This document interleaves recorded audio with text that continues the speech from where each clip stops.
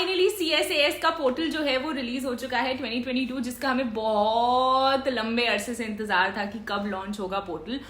तो लॉन्च हो चुका है 11 सितंबर तक। उन लोगों ने आपको टाइम दिया था कि आपको अपने सारे जितने भी डॉक्यूमेंट्स हैं, चाहे वो तुम्हारा EWS सर्टिफिकेट है, चाहे आपका जो भी है एनीथिंग, ST SC एनीथिंग, जो भी सर्टिफिकेट्स हैं वो सारे तैयार रखने थे। और 12 सितंबर को उन्होंने लॉन्च भी कर दिया है। तो आप सब लोगों को पता ही है CSAS 3 फेजेस में होगा। देखो ये वीडियो ना काफी छोटा रहने वाला है, क्योंकि मैं आप लोगों को जस्ट आज फेज 1 समझाऊंगी, जहां पे आपको अपनी सारी बेसिक डिटेल्स फिल करनी है और ये सारी चीजें। तो आज हम इसके बारे में बात करेंगे।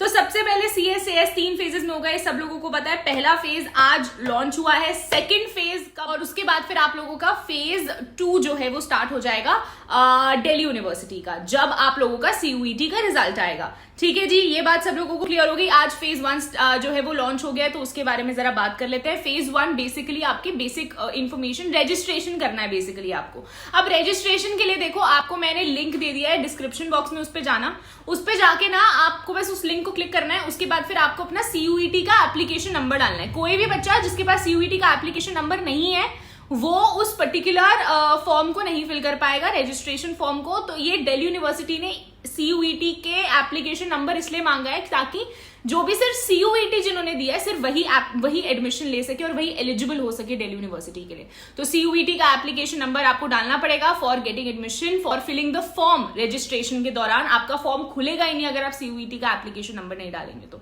ठीक है जी, उसके बाद ये सारी चीजें हो गई बेसिक जो है इन्फॉर्मेशन। अब जो ये बेसिक इन्फॉर्मेशन आप लोगों को फिल करनी है ना for the CSAS registration form, ये इन लोगों ने 6 फेजेस में डिवाइड करा है। ठीक है, 6 फेजेस में इन लोगों ने डिवाइड करा है। सबसे पहला फॉर्म के अंदर 6 फेजेस हैं जो तुमको फिल करने हैं। आपको मैं पूरा डिटेल में फॉर्म फिल करना भी सिखा दूंगी, आप टेंशन मत लो, बट अभी मैं आपको सिर्फ बता रही हूँ कि आपको वो 6 फेजेस में फॉर्म फिल करने कैसे हैं। नंबर 1 पर्सनल सेक्शन, तुम्हारा पहला तुम्हारा पर्सनल सेक्शन है। Number 1 is your personal section, जहां पे आपका एक बात को ध्यान रखना है, जहां पे आपका जो नेम है और आपने जो फोटोग्राफ डाली थी ना CUET के टाइम पे और आपका जो सिग्नेचर है, ये 3 चीजें आप एडिट नहीं कर पाएंगे। इसके अलावा बाकी जितनी भी पर्सनल डिटेल्स है, चाहे तुम्हारी ईमेल आईडी हो या कुछ भी हो, वो आप एडिट कर सकते हो। बट ये 3 चीजें name, photograph and signatures, you won't be able to edit. तो इस चीज का ध्यान रखिएगा, पर्सनल डिटेल्स में ये 3 चीजें आप एडिट नहीं कर सकते। इसके अलावा बाकी सारी पर्सनल डिटेल्स जो है वो आप लोग एडिट कर सकते हैं। ठीक है, ये अब पर्सनल डिटेल के बाद उस फॉर्म में दूसरी चीज आएगी आपका अकेडमिक सेशन। अकेडमिक सेशन में आप लोगों को क्लास 12 के मार्क्स लिखने हैं। ठीक है, आप लोगों को अपनी जो मार्कशीट है उसको रेडी, आपको पता ही है, मैंने आपको पहले भी बता दिया था, मैंने शॉर्ट्स में भी आप लोगों को बताया है कि अगर किसी को स्कूल से मार्कशीट नहीं मिली 12वीं की, तो आप डिजी लॉकर वाली मार्कशीट अभी के लिए रजिस्ट्रेशन फॉर्म भरने के लिए अभी जो स्टार्टिंग वाला फेज है उसके अंदर आप डिजी लॉकर वाली मार्कशीट भी डाल सकते हो, कोई दिक्कत वाली बात नहीं है। बट बाद में जब फिजिकल वेरिफिकेशन होगी तो आप डिजी लॉकर वाली मार्कशीट नहीं चलेगी, आपको पूरी वो जो आपकी ओरिजिनल मार्कशीट है स्कूल से मिली हुई वही वाली चलेगी। ठीक है, तो अकेडमिक सेक्शन में आपको अपने क्लास, इस चीज का ध्यान रखना कि आप क्लास 12 के जो मार्क्स डाल रहे हो वो बहुत केयरफुली डाल रहे हो, क्योंकि जब अगर कभी टाई ब्रेक, जैसे अगर मान लीजिए कि CUET के अंदर आपकी रैंक भी सेम है और आपके एक कंपेनियन है या एक आपका को एग्जाम जिसने एग्जाम दिया है उसका भी रैंक सेम है, तो आपका टाई ब्रेकर में आपके क्लास 12 के मार्क्स देखे जाएंगे। तो इसीलिए क्लास 12 के जो मार्क्स हैं जब आप फिल करेंगे एकेडमिक सेक्शन के अंदर, उसको प्लीज ढंग से डालिएगा ताकि आपके टाई ब्रेकर के टाइम पे आपके मार्क्स स्टैंड आउट हो। ठीक है जी, उसके बाद ECA एंड स्पोर्ट्स का जो सेक्शन है वो आएगा। तो जो भी ECA या स्पोर्ट्स के अंदर जो है एडमिशन लेना चाहते हैं उन लोगों को वो वाला फॉर्म जो है वो फिल करना है। फिर फोर्थ जो आप लोगों का सेक्शन आएगा, देखो 3 हम लोगों ने ऑलरेडी डिस्कस कर लिया, कौन सा, पर्सनल सेक्शन, एकेडमिक सेक्शन और ECA स्पोर्ट्स कोटा। अब जो चौथा है वो सबसे इंपॉर्टेंट है, दैट्स डॉक्यूमेंट अपलोड। ठीक है, डॉक्यूमेंट अपलोड करना बहुत ज्यादा जरूरी है, इस बात का ध्यान रखना। डॉक्यूमेंट्स जो हैं आप लोगों को जो डॉक्यूमेंट्स वहां पे दिए गए हैं वो सारे डॉक्यूमेंट्स, वही मैंने आपको बताया डिजी लॉकर की मार्कशीट भी चल जाएगी क्लास 12 की, तो वो डॉक्यूमेंट्स आप लोगों को वहां पे अपलोड करने हैं। फिर ये जब सारी चारों चीजें आपने फिल कर ली, कौन सी चारों, अकेडमिक सेक्शन, आपका personal section, academic section, ECA and sports का अगर आपका है कोटा तो आप वहां पे वो फिल कर सकते हैं। और उसके बाद फिर डॉक्यूमेंट्स जब आपने अपलोड कर लिए, फिर आपके पास 5वां सेक्शन आएगा प्रीव्यू का। जिसके अंदर आपने जो जो फिल करा है वो एक बार आपको दोबारा से दिखाया जाएगा कि आपने क्या क्या चीजें फिल करी है। आपको अगर उसमें कोई चेंजेस करने हैं तो आप कर सकते हैं, क्योंकि उसके बाद जब पेमेंट गेटवे आएगा तो आप उसके बाद जब आप पेमेंट कर देंगे तो फिर उसके बाद कोई चेंजेस नहीं हो सकते। तो इसीलिए वो प्रीव्यू सेक्शन को ध्यान से पढ़ना। उसके बाद फिर आपका 6th सेक्शन जो आएगा वो है आपका पेमेंट गेटवे। तो आपको जो है पेमेंट करनी पड़ेगी when it comes to the CSAS registration, and that is going to be one time non refundable payment भी मैं आप लोगों को यहाँ पे कई सब कुछ मैं सारी डिटेल्स दे रही हूँ। पेमेंट का भी जो एप्लीकेशन फी है जो CSAS 2022 की बहुत मिनिमल फीस इन्होंने रखी है, विच आई प्रीटी मच लाइक।